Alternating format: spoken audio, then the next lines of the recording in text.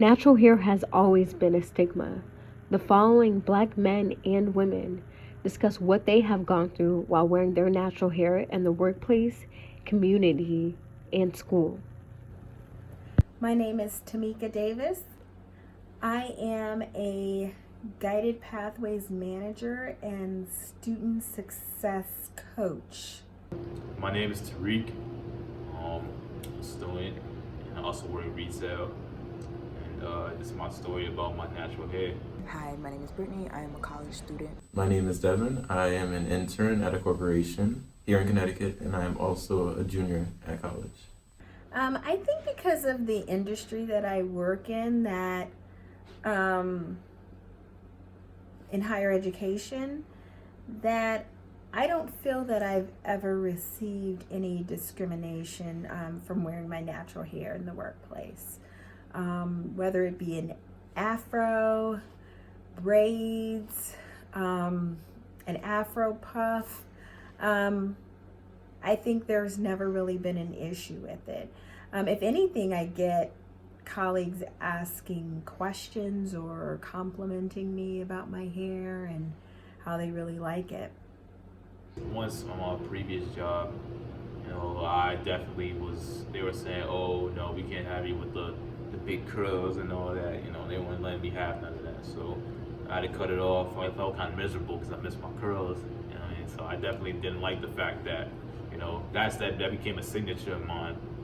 And I know for a fact after a while I was like, I wasn't liking the feeling of not having to look like how I wanted to look.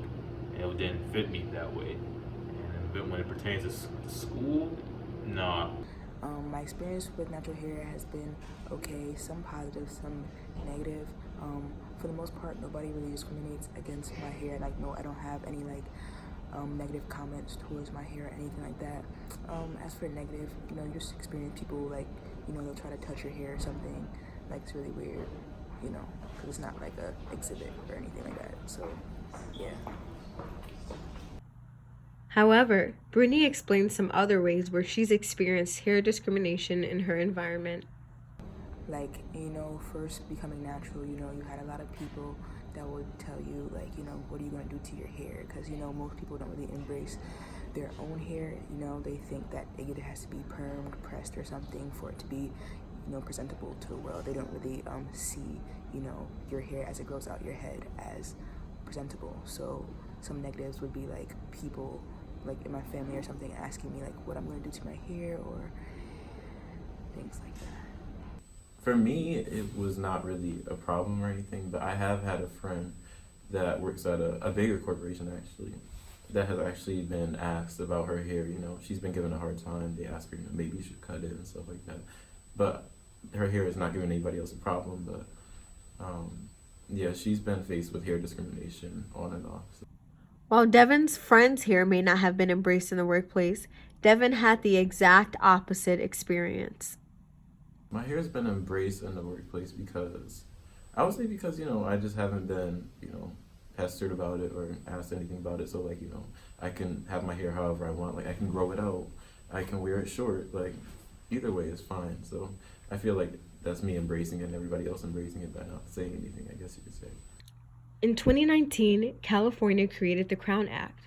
Shortly after, New York followed. This law prohibits any form of discrimination in the education system or in the workplace against natural hair. How I feel about states recently banning or creating laws against hairstyle discrimination is those types of laws should have never had to exist in the first place because it's a natural part of who we are. And we should be allowed to embrace that and not be made to feel shamed. I'm always a little bit angered, or very angered, I should say, when I see stories about small children or adults or teens being ostracized or reprimanded because of their hairstyle, which is rooted in their heritage, their culture, their history. I think that's really sad, is a mild way of expressing my disdain for having to have any of those laws on the books to begin with. Does the law surprise me? No. I mean, especially in those particular two places. No, because I immediately think of like the urban area of it. So like you got Oakland, you got Oakland, you got LA, places like that. And, there's gonna be a big, concentration of black people there. And certain jobs got certain people that are, your employer is gonna be like, nah, we don't want you to look a certain way, or you want to dress a certain way, or just present yourself in a way that like represents you. They have a sort of uniqueness towards you, and I think that's kind of just wrong. A lot of us, particularly when it comes to us black people, like we like to be stylish, we like to look good, we like to feel good. That's the whole premise too. You want to do your job while looking good at your job. It's a duality point right there. You want everything to be good on both ends of the spectrum. So for me, I'm not surprised. I'm not, because I know for a fact that if I lived in California, I'm gonna still do the same thing, even though those laws are passed. But I know I can't. I have to show my individualism out to the public one way or another. Go ahead. Well, I'm not really surprised about this just becoming a law, because as we know, our history in this country, especially towards black people and black hair, has not been the greatest. So this doesn't really surprise me. It is sad though that, our hair is deemed as unpresentable, especially in the workplace. When you look at other cultures or other groups, they're allowed to just wear their hair in any type of style, but we have to be monitored and placed into some type of containment or some type of box. They don't want us to be free. It does surprise me that New York and California are banning hair discrimination, because the fact that that's even a conversation or something that needs to be banned is just a shame. We live in a free country and it's 2019. Why have we not changed and progressed that much where people can wear their own hair? The fact that the fact that it's a conversation, there's a lot of problems going on in this country. That's just dumb to me. It's baffling too. Since that law, I have not seen any changes in my environment. Because again, like I said, I feel like because I work in higher education, and sometimes, people are given a lot more freedom to express themselves, I have not seen that. I have many black colleagues who wear their natural hair, whether it's an afro, locks, braids. They're we're all comfortable with who we are, and just being able to express and show that in the workplace.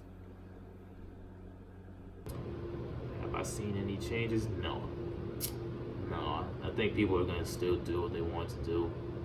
And for me, I just think that if you keep it as a form of keeping your own self, as someone being unique, someone that wants to believe in what The advice that I have for others is to truly stand up for yourself.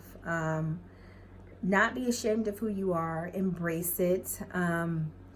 Use the policies that you have in your workplace to really advocate for that freedom of, and not even expression, just to exist as you are.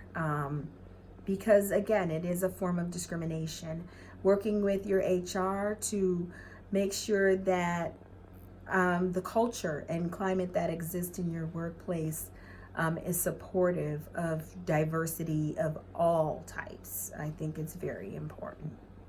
Well, the advice I have for others that are experiencing the hair discrimination is pretty simple. It's just don't conform. You don't need to conform with anybody. You don't need to conform because you happen to have a force. My advice for black people experiencing discrimination in the work or school environment would just be to, keep doing what you're doing, don't try to conform to anybody else's standard of beauty. My advice to those getting hair discrimination is most likely, or not most likely, probably, just wear your hair out. Like, I feel that if you're not you, then who are you? I feel that you should be you in any environment, regardless of people thinking, oh, you shouldn't wear your hair out, or oh, this and that, because it's 2019, and I mean, hair is hair.